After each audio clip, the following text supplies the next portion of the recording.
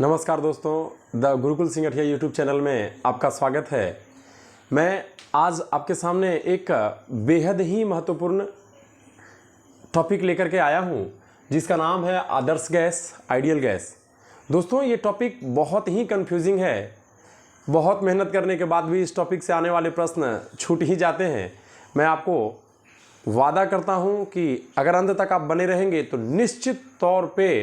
निश्चित तौर पे सारा कन्फ्यूज़न दूर कर दूंगा और बिल्कुल चुटकियों में इनके सवाल आपसे बन जाएंगे। देखते देखते सवाल के जवाब आपके सामने चले आएंगे। बहुत पढ़ने के बाद भी इस टॉपिक में कन्फ्यूज़न बना रहता है। दोस्तों, मैं एक बात और आपको बता दूं कि हमारा यह उद्देश्य है, हमारा यह मोटो है कि मैं उन टॉपिक को ही ज़्यादा पढ़ाऊँगा जो ज़्यादातर कन्फ्यूज़न करते हैं। तो आइए दोस्तों, सीधे टॉपिक पे चलते हैं। आदर्श गैस के बारे में पढ़ते हैं। सवाल अक्सर आप देखते होंगे कि स्थिर दाब पर किसी गैस के निश्चित द्रव्यमान का आयतन उसके परम ताप के समानुपातिक होता है। यह नियम किनका है? ऐसा सवाल अक्सर आता है कि स्थिर दाब पर किसी गैस के निश्चित द्रव्यमान का आयतन उसके परम ताप के समानुपातिक है। यह नियम किसका है? तो बॉयल का, अवागाड्रो का, चार्ल्स का और गै-लुसाक का। तो हम यहाँ पे जवाब देंगे यह चार्ल्स का नियम है। यह चार्ल्स का नियम है। आपने देखा होगा कि प्रश्न में अक्सर या सेट वगैरह में अक्सर आते रहते हैं बॉयल का नियम, एवागाड्रो का नियम, चार्ल्स का नियम, गै-लुसाक का नियम। सभी एक ही तरह के नियम दिए हैं। इन सभी विद्वानों ने आदर्श गैस, आइडियल गैस के बारे में नियम दिया है। आइए सबसे पहले हम आपको ये समझा दें कि आदर्श गैस या आइडियल गैस है क्या। दोस्तों, अभी जो हम वायुमंडल में गैस देखते हैं यह वास्तविक गैस हैं, रियल गैस हैं। लेकिन आदर्श गैस जो है यह एक काल्पनिक गैस है। ऐसी गैसें मौजूद नहीं होती है, सिर्फ हम इसके बारे में इमेजिन करते हैं, कल्पना करते हैं। यानी कि पहला पॉइंट हम यह कह सकते हैं कि आदर्श गैस एक काल्पनिक गैस है। आदर्श गैस एक क्या है? काल्पनिक गैस है। आदर्श गैस के अणुओं के बीच आकर्षण बल बिल्कुल नगण्य होता है, नहीं होता है। आदर्श गैस के अणुओं के बीच कोई भी चीज़ है, कोई भी वस्तु है, ठोस हो, द्रव हो या गैस हो, अणुओं से ही बने होते हैं। अणु और परमाणु, आप इनके बारे में जानते होंगे कि किसी भी तत्व का सबसे छोटा जो भाग होता है वह क्या है? परमाणु। सबसे छोटा भाग क्या है? परमाणु। सबसे छोटा भाग परमाणु होता है। तो आदर्श गैस के अणुओं के बीच आकर्षण बल बिल्कुल कम होता है। दूसरा पॉइंट का अगर मैं बात करूं तो आदर्श गैस के कण, गैस के कण बिल्कुल नगण्य होते हैं। कैसे होते हैं? नगण्य होते हैं। आदर्श गैस के कण कैसे होते हैं? नगण्य होते हैं। मतलब आदर्श गैस के कण बिल्कुल छोटे होते हैं। तीसरा पॉइंट का बात करूं तो आदर्श गैस दीवालों पर दबाव नहीं बनाता है। दीवालों पर दबाव नहीं बनाता है। दबाव नहीं बनाता। इसका मतलब क्या है दोस्तों? इसका मतलब यह है कि आप देखे हैं या आप जानते हैं कि प्रत्येक वस्तु चाहे व्यक्ति हो, किसी रूम में, किसी कमरे में सामान को रख दिया जाए, बालू रख दिया जाए, ईंट रख दिया जाए, छड़ी रख दिया जाए, हम ही लोग को बैठा दिया जाए या गैस भर दिया जाए, पानी भर दिया जाए, तो ये जो इसके अणु होते हैं, चाहे वह लड़का हो, लड़की हो, आदमी हो, इंसान हो, जानवर हो, ईंटा, छर्री, बालू हो, कुछ भी हो, तो ये दीवालों पर दबाव बनाना शुरू करते हैं। लेकिन आदर्श गैस ऐसा है जो दीवालों पर दबाव नहीं बनाता है। अरे भाई, ऐसी क्या बात है जो दीवालों पर दबाव नहीं बनाएगा? तो ये मैं बता दूं कि चूंकि इसके अणुओं के बीच आकर्षण बल बिल्कुल कम है, अणुओं की जो मतलब एकदम बिल्कुल छोटे हैं, कण इसके बहुत छोटे छोटे होते हैं, तो ये दीवार पर दबाव नहीं बनाता है।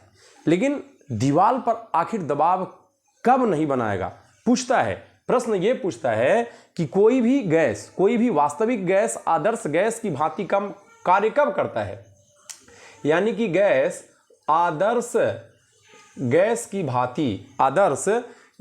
भांति कब कार्य करता है? आदर्श गैस की तरह व्यवहार कब करता है? यह प्रश्न आपके परीक्षाओं में आते रहते हैं कि कोई भी गैस आदर्श गैस की तरह व्यवहार कब करता है। तो आप समझने का प्रयास करिए कि जब गैस को गर्म किया जाता है, तापमान बढ़ता है, तो अणुओं के बीच की दूरी बढ़ती है और वो ऊपर भागना चाहता है। अर्थात जब गैस में तापमान बढ़ा दिया जाता है या किसी भी स्थान का तापमान बढ़ा दिया जाता है तो गैस के अणु ऊपर भागना शुरू करते हैं। कहाँ भागना शुरू करते हैं? तो ऊपर भागना शुरू करते हैं। इसका मतलब यह हुआ कि इसका ताप उच्च कर दिया गया। तापमान क्या कर दिया गया? उच्च कर दिया गया। दूसरी बात यह होता है कि अगर इस पे मान ले जाए, हम ये कहते हैं कि इसके ऊपर एक करकट लगा हुआ है। ये रूम है और रूम के ऊपर क्या लगा हुआ है? करकट लगा हुआ है, यानी कि गैस को निकलने दे नहीं रहा है। करकट गैस को निकलने नहीं दे रहा। हमारे छत का सीलिंग जो है वो गैस को निकलने नहीं दे रहा है। यहाँ से तापमान उच्च होने के कारण गैस ऊपर जाना चाहते हैं, लेकिन दबाव होने के कारण गैस ऊपर भाग नहीं रहे हैं। तो ये कहाँ दीवार पर दबाव बनाएंगे? ये कहाँ बनाएंगे दबाव? दीवार पर बनाएंगे। जबकि आदर्श गैस दीवारों पर दबाव नहीं बनाता है। इसका मतलब यह हुआ कि दीवारों पर दबाव नहीं बनाने के लिए ऊपर से दबाव को हटा दिया जाना चाहिए, यानी कि दबाव को खत्म कर दिया जाना चाहिए। यानी कि कोई भी गैस आदर्श गैस, तब यह गैस दीवारों पर दबाव बनाना छोड़ देगा। इसका मतलब यह हुआ कि कोई गैस आदर्श गैस की तरह व्यवहार कब करेगा? तो इसका जवाब क्या हुआ कि तापमान उच्च होना चाहिए, यानी कि उच्च ताप तथा निम्न दाब। समझ रहे ना बात? हाँ, इसका मतलब यह हुआ कि आदर्श गैस कहते किसको है? तो दीवालों पर दबाव नहीं बनाए। दीवालों पर दबाव नहीं बनाए। दीवाल पर दबाव कब नहीं बनाएगा? तो दीवाल पर दबाव तब नहीं बनाएगा जब इस स्थान का तापमान काफी उच्च कर दिया जाए, यानी कि गैस के अणु ऊपर उड़ना चाहें। और दूसरा बात कि ऊपर से दबाव को खत्म कर दिया जाए। तो देखिए कितना आसानी से समझ में आ गया। हमें आशा है कि आप इस बात को समझ गए होंगे। यानी कि कोई भी गैस, जो वायुमंडल में कोई भी गैस है, यह गैस आदर्श गैस की भांति कार्य कब करेगा? जब तापमान उच्च होगा, यानी कि हाई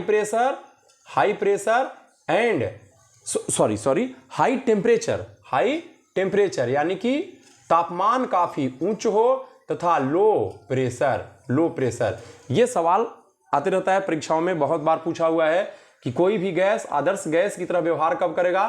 तो उच्च ताप और निम्न दाब पर। जैसे हम देखते हैं कि जिस प्लेग्राउंड पे आप खेलते हैं गर्मी के दिन में, आप आकलन करिए कि गर्मी के दिन में आप प्लेग्राउंड पे खेल रहे हैं, धूप इतनी तेज है कि गैस गर्म होकर के ऊपर उड़ने लगती है। और किसी भी क्रिकेट ग्राउंड पे ऊपर से कोई लेयर तो है नहीं, सीलिंग तो है नहीं, छत तो है नहीं, तो वहाँ पे दबाव बिल्कुल रहता ही नहीं है। यानी कि हम सोच सकते हैं कि गर्मी के दिनों में जो प्लेग्राउंड पे, पोखर पे, मैदान पे, फील्ड पे जो गैस होती है वह आदर्श गैस की भांति कार्य करती है। यह सिर्फ सोचना है। कैसे?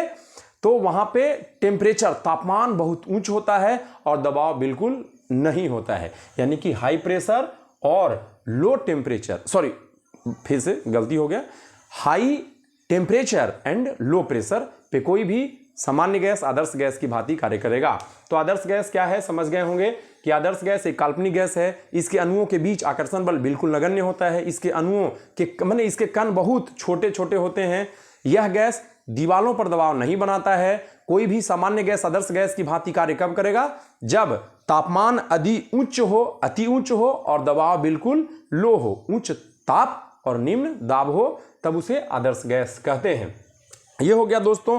अब यहां से पूछता है कि आदर्श गैस का समीकरण क्या है। ऐसे आदर्श गैस के बारे में बहुत सारे विद्वान हैं। बॉयल ने कुछ नियम दिया था, एवोगाड्रो ने नियम दिया था, चार्ल्स ने नियम दिया था, गेलुशाक ने नियम दिया था। यानी कि सामान्य जो गैसें हैं वह आदर्श गैस की भांति काम कब करेंगी, उसके लिए इन्होंने कुछ नियम दिया था। मैं उससे ही बता दूंगा। उसके पहले मैं आपको ये बात बता दूं कि आदर्श गैस का एक समीकरण होता है। आदर्श गैस का एक समीकरण होता है जिसे आदर्श गैस समीकरण कहते हैं। आदर्श गैस समीकरण कहते हैं। देखेंगे कि आदर्श गैस समीकरण क्या है। आदर्श गैस समीकरण क्या है? तो आदर्श गैस समीकरण है PV बराबर nRT। PV बराबर nRT। परीक्षाओं में इतनी बार यह पूछा है सवाल कि मतलब क्या बताएं। आदर्श गैस समीकरण क्या है? PV बराबर nRT। यहाँ पे दोस्त समझने का जरूरत है। P का मतलब होता है प्रेशर, P का मतलब प्रेशर मतलब दाब, V मतलब वॉल्यूम, V मतलब वॉल्यूम, वॉल्यूम का मतलब आयतन, वॉल्यूम का मतलब आयतन, जितना स्थान घेरे या छेके उसे क्या कहते हैं, आयतन कहते हैं। दाब का मतलब ऊपर से जो हमारे ऊपर वायुमंडल का दाब है, आपके सर पे अगर हम हाथ रख के ऐसे दबाएं तो उसे भी दबाव महसूस करते हैं ना।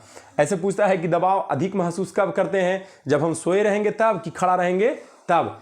तो जब कम जगह घेरता है तो दबाव ज़्यादा होता है, और जब ज़्यादा जगह घेरता है तब दबाव कम होता है। देखिए ये अक्सर सवाल पूछते रहता है कि एक खटिया पर कोई व्यक्ति लेटा है और एक व्यक्ति दूसरे खटिए पर खड़ा है, दबाव महसूस ज़्यादा कब होगा, तो जब नीचे का क्षेत्रफल कम होगा, यानी कि हमारा पैर का क्षेत्रफल कम है, तो जब हम खड़ा रहेंगे तब दबाव कम होगा, तब दबाव अधिक होगा, और सोए रहेंगे तब दबाव कम होगा। ये भी देखते हैं कि दलदल में लोग फंस जाने पर क्या किया जाता है, दलदल में लेट जाया जाता है, क्योंकि हमारा क्षेत्रफल बढ़ गया तो दबाव घट गया, और अगर दलदल में खड़ा रहेंगे तो दलदल में घुस जाएंगे क्योंकि हमारा दबाव ज़्यादा हो जाता है। इसी तरह से सवाल पूछता है कि छेद करने वाला सुई का नोक का क्षेत्रफल एकदम कम कर दिया जाता है ताकि दाब अधिक हो तो आसानी से घुस सके।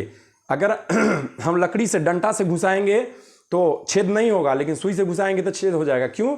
क्योंकि सुई के नोक का क्षेत्रफल बहुत कम है, इसलिए दबाव बहुत अधिक लगता है। खैर, अब आगे आते हैं दोस्तों। ये सब परीक्षाओं में सवाल, जितना भी बात मैंने बोला, सारे सवाल परीक्षाओं में आते रहते हैं। आदर्श गैस समीकरण क्या है? तो P से प्रेशर यानी कि दाब, V से वॉल्यूम यानी कि आयतन, N से, N क्या है तो number of mole, number of mole यानी कि अणुओं की संख्या, अणुओं की संख्या। मैंने हम गैस में देखा ना कि गैस भी तो अणुओं से बनते हैं। R, R क्या है तो R आदर्श गैस नियतांक है, आदर्श गैस नियतांक, आदर्श गैस नियतांक। नियतांक मतलब कांस्टेंट, नियतांक मतलब कांस्टेंट, यानी कि R बराबर होता कितना है तो 8.314, 8.314। और क्या होता है आदर्श गैस का?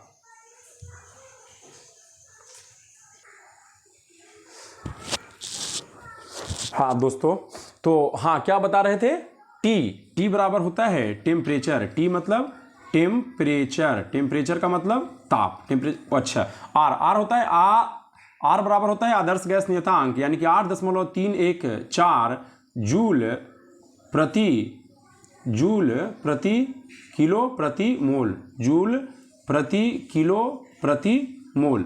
यह भी परीक्षा में पूछा जाता है कि आर बराबर कितना होता है, यानी कि आदर्श गैस नियतांक कितना होता है, तो आर बराबर 8.314 जूल प्रति किलो प्रति मोल होता है। तो यहां से संबंध है दाब, आयतन, तापमान और गैस की मोलों की संख्या में ये है। तो ये यहां ध्यान रखेंगे कि आदर्श गैस का समीकरण क्या है, पीवी बराबर एनआरटी, पीवी बराबर एनआरटी। ये बहुत सवाल पूछता रहता है कि आदर्श गैस समीकरण क्या है, तो पीवी बराबर एनआरटी। अब यहां से जो भी निकालना चाहे, पी का मान निकालना चाहे तो भी नीचे चला जाएगा, आर का निकालना चाहे तो एन और टी इधर चला आएगा। ये आप समझ सकते हैं, बहुत आसान सा विषय है। अब हम दोस्त आगे बढ़ते हैं। सवाल इस तरह का पूछा जाता है कि किस नियम के अनुसार स्थिर ताप पर गैस का आयतन दाब के व्युत्क्रमानुपाती होता है। ऐसा क्वेश्चन आप लोग बार बार देखे होंगे, बहुत कंफ्यूजन होता है। तो मैं आपको बता दूं, ये नियम जो है वह बॉयल का नियम है। या किसका नियम है? बॉयल का नियम है।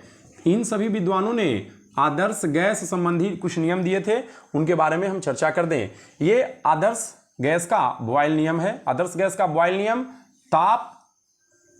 ताप जब स्थिर होता है तब यह नियम लागू होता है। आइए मैं कुछ नियम के बारे में चर्चा कर दूं और इसे बहुत आसानी से समझाने का प्रयास करूंगा। चार्ल्स का नियम क्या है? चार्ल्स का नियम है स्थिर दाब पर गैस का आयतन इसके तापमान के समानुपातिक होता है। यानी कि दाब क्या है? प्रेशर क्या है? कांस्टेंट है। प्रेशर क्या है? कांस्टेंट है। और यहां आयतन यानी कि वॉल्यूम और इसके तापमान यानी कि टेम्परेचर, वॉल्यूम और टेम्परेचर में संबंध है, वॉल्यूम और टेम्परेचर में संबंध है। तो यहां क्या कहता है कि कांस्टेंट क्या है भैया? तो कांस्टेंट है दाब, और आयतन और तापमान में संबंध है। यानी कि टेम्परेचर जो है आयतन के समानुपातिक होता है। आयतन के समानुपातिक होता है कब? जब कांस्टेंट है, स्थिर है। कौन? दाब, स्थिर है दाब, यानी कि दाब जब स्थिर है। देखिए आपको मैं एक बात बता दूं कि ये बहुत लंबे चौड़े नियम हैं, इतना जाने का कोई आवश्यकता नहीं है, लेकिन मैं आपको बता दूं इसमें सिर्फ पकड़ना आपको है स्थिर, कांस्टेंट क्या रहता है उसी को। मैं 2 मिनट में आपको चुटकियों में समझाने का प्रयास करूंगा। 2 मिनट के अंदर एकदम बहुत मजे से समझ में आ जाएगा। फिर बोलता है बॉयल का नियम। बॉयल का नियम क्या है? तो स्थिर ताप यानी कि टेम्परेचर यहां पे क्या है? कांस्टेंट है। टेम्परेचर यहां कांस्टेंट है। आयतन यानी कि वॉल्यूम और दाब यानी कि प्रेशर, यानी कि वॉल्यूम और प्रेशर के बीच संबंध पूछता है। अक्सर सवाल पूछता है कि आयतन और दाब का संबंध किसका है? तो बॉयल का है। आयतन और ताप का संबंध किसका है? तो चार्ल्स का है। और फिर पूछेगा दाब और तापमान का संबंध किसका है? तो गै-लुसाक का है। किसका है? गै-लुसाक का है। यहां बोलता है कि आयतन दाब के व्युत्क्रमानुपातिक होता है। कब? जब तापमान स्थिर हो तब। तापमान स्थिर हो तब। अब देखेंगे यहां से कि वॉल्यूम यानी कि आयतन व्युत्क्रमानुपाती यानी कि इनवर्सली प्रोपोर्शनल टू पी। कब? जब कांस्टेंट हो। कौन? टेम्परेचर, ताप जब कांस्टेंट हो तब। यही बात मैं गै-लुसाक के नियम पर चलूंगा। स्थिर आयतन में यानी कि यहां पे वॉल्यूम क्या है? कांस्टेंट है। आयतन क्या है? वॉल्यूम कांस्टेंट है। गैस का दाब यानी कि दाब का मतलब प्रेशर और तापमान का मतलब टेम्परेचर में समानुपातिक संबंध होता है।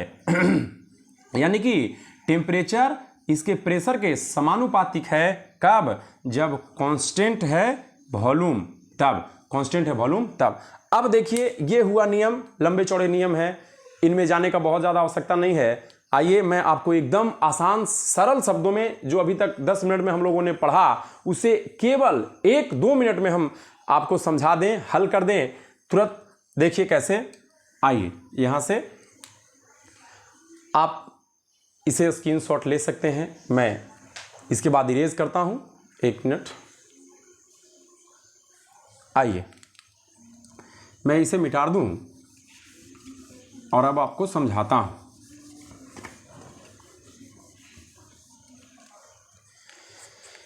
कुछ ट्रिक्स से मैं समझाने का प्रयास करता हूं। एक ट्रिक लिखता हूं मैं। चार्ल्स टीवी देखता है। चार्ल्स टीवी देखता है। चार्ल्स क्या करता है? टीवी देखता है। VIP boy. VIP boy. Boy मतलब लड़का। लड़का कैसा है? VIP है। वो लड़का कैसा है? VIP है। फिर गोलू टपा टप। गोलू टपा टप। गोलू टपा टप। ये 3 ट्रिक है। और मैं आगे बढ़ूंगा तो एक और ट्रिक है दोस्तों। AV ना। AV ना। ए से अवागाद्रो होता है। ए से अवागाद्रो। अवागाद्रो में ने भी नियम दिया है। V से वॉल्यूम और N से नंबर ऑफ मोल यानी कि आयतन और गैसों के मोलों की संख्या का संबंध एवागाद्रो ने बताया। तो ए से एवागाद्रो, V से वॉल्यूम और न से N से नंबर ऑफ मोल। यहां देखिए मैं आपको समझा दूं कि टीवी देखता है। जिनके सामने नियम है उन्हीं के सामने मैं देखता हूं। चार्ल्स यानी कि चार्ल्स ने नियम दिया। किसने नियम दिया? चार्ल्स ने नियम दिया। टी माने कि टेम्परेचर समानुपातिक है किसका? वॉल्यूम के। टेम्परेचर समानुपातिक है वॉल्यूम के। यहां स्थिरांक, स्थिर क्या है? हम लोगों ने देखा कि 3 चीज होता है, तापमान, आयतन और दबाव, प्रेशर। यानी कि यहां स्थिर क्या है? प्रेशर। यहां स्थिर क्या है? हम लोगों ने देखा कि 3 चीज होता है, टेम्परेचर, वॉल्यूम और प्रेशर। इन्हीं तीनों में संबंध निकालना है। N मतलब नंबर ऑफ मोल और R ये तो स्थिरांक है। यहाँ पे P प्रेशर, वॉल्यूम और T टेम्परेचर, इन्हीं तीनों में संबंध स्थापित किया जाता है इन विद्वानों के द्वारा। तो चार्ल्स टीवी देखता है। यहाँ पे स्थिरांक क्या है? टेम्परेचर आ ही गया और वॉल्यूम आ ही गया तो बचा क्या? टेम्परेचर और वॉल्यूम जब दोनों आ गया तो यहाँ पे बचा प्रेशर। अब हम आगे देखें कि VIP बॉय यानी कि बॉयल ने नियम दिया। किसने नियम दिया? बॉयल ने नियम दिया। V मतलब वॉल्यूम और I का मतलब इनवर्सली प्रोपोर्शनल। जब प्रोपोर्शनल था तो कोई बात नहीं लिखा था। I का मतलब इनवर्सली प्रोपोर्शनल यानी कि I का मतलब होता है इनवर्सली प्रोपोर्शनल। किसका? V बॉय P का यानी कि बॉयल V से वॉल्यूम, I से इनवर्सली प्रोपोर्शनल, P से प्रेशर। अब यहां देखिए कि वॉल्यूम आ गया, प्रेशर आ गया, वॉल्यूम आ गया, प्रेशर आ गया तो बचा क्या? T temperature. क्या बचा? टेम्परेचर। और फिर एक देखते हैं गैलुसाक का नियम। किसका नियम? गैलुसाक। तो गैलुसाक ने बोला था टपाटप, टी से टेम्परेचर समानुपातिक है प्रेशर का। टेम्परेचर समानुपातिक है प्रेशर का। तो यहाँ पे टेम्परेचर भी हो गया और प्रेशर भी हो गया। टेम्परेचर हो गया, प्रेशर हो गया, तो बचा क्या? आयतन। यानी कि आयतन यहाँ क्या है? स्थिर है। आयतन क्या है? स्थिर है। दोस्तों ये 3 नियम मैंने दिया। ट्रिक चार्ल्स टीवी देखता है। बॉय कैसा है? VIP बॉय है। तो बॉय जो आया वह बॉयल का नियम। चार्ल्स टीवी देखता है, चार्ल्स का नियम। और गोलू टपाटप यानी कि गोलू गैलुसाक का नियम। टपाटप का टी से टेम्परेचर और P से प्रेशर, V से वॉल्यूम और इन्वर्सली प्रोपोर्शनल P से प्रेशर, T से टेम्परेचर और V से वॉल्यूम, यानी कि प्रेशर यहाँ स्थिर है। प्रेशर यहाँ क्या है? स्थिर है। अब देखिए कि इतने लंबे चौड़े नियम को मैं बड़ी आसानी से समझा दूं। इतने लंबे चौड़े नियम है। यहाँ पे बोल रहा था कि स्थिर दाब पर किसी गैस के निश्चित द्रव्यमान का आयतन उसके परम ताप के समानुपातिक होता है। यह नियम किसका है? दोस्तों इस तरह के नियम में बहुत आपको कुछ नहीं देखना है, सिर्फ देखना क्या है कि कांस्टेंट क्या है, स्थिरांक क्या है। कांस्टेंट प्रेशर है कि टेम्परेचर है कि वॉल्यूम है। अब यहां देखते हैं कि क्या है? स्थिर दाब। स्थिर दाब यानी कि प्रेशर। प्रेशर क्या है? कांस्टेंट है। तो हम देखेंगे कि किस नियम में प्रेशर नहीं आता है। जैसे VIP बॉय माने कि बॉयल में प्रेशर आ गया। फिर हम देखेंगे गोलू टपाटप माने T से टेम्परेचर और P से प्रेशर, प्रेशर उसमें भी आ गया। तब देखेंगे चार्ल्स T भी देखता है, T से टेम्परेचर और V से वॉल्यूम। इसका मतलब है कि प्रेशर वहां नहीं आया, यानी कि प्रेशर स्थिरांक है किसमें? चार्ल्स में। अर्थात हम कह सकते हैं कि यह नियम किसका है? चार्ल्स का। दूसरे बात मैं फिर से करूं कि किस नियम के अनुसार स्थिर ताप पर गैस के आयतन, कुछ इतना नहीं पढ़ेंगे, सिर्फ हमको पढ़ना है कि यहां स्थिर क्या है। तो स्थिर क्या है? तापमान। यानी कि टेम्परेचर, किस नियम में टेम्परेचर नहीं आया? देखिए चार्ल्स में टेम्परेचर आ गया, गैलुसाक में टेम्परेचर आ गया, यानी कि यहां पे देखिए वॉल्यूम है और प्रेशर है, टेम्परेचर नहीं है किसमें? बॉयल में। तो हम यह कह सकते हैं कि यह नियम किसका दिया हुआ है? यह नियम बॉयल का दिया हुआ है। इसी तरह से गैलुसाक का नियम हम लोग देखेंगे तो गैलुसाक के नियम में टेम्परेचर आता है और प्रेशर आता है, वॉल्यूम नहीं आता है। तो सवाल ये पूछ सकता है कि स्थिर आयतन पर यानी कि वॉल्यूम जब स्थिर हो तो किसी गैस का तापमान उसके मतलब प्रेशर दाब के क्या होता है? समानुपातिक होता है। इस तरह से नियम अगर रहेगा तो हम उससे जाएंगे कहाँ? गैलुसाक का नियम। और एक है आपको एवोगाड्रो का नियम, उसके बारे में भी हम लोग देखेंगे। तो इसका आप स्क्रीनशॉट ले लें। बाकी किसी तरह का कंफ्यूजन होगा तो और मैं समझाने का प्रयास करता हूं।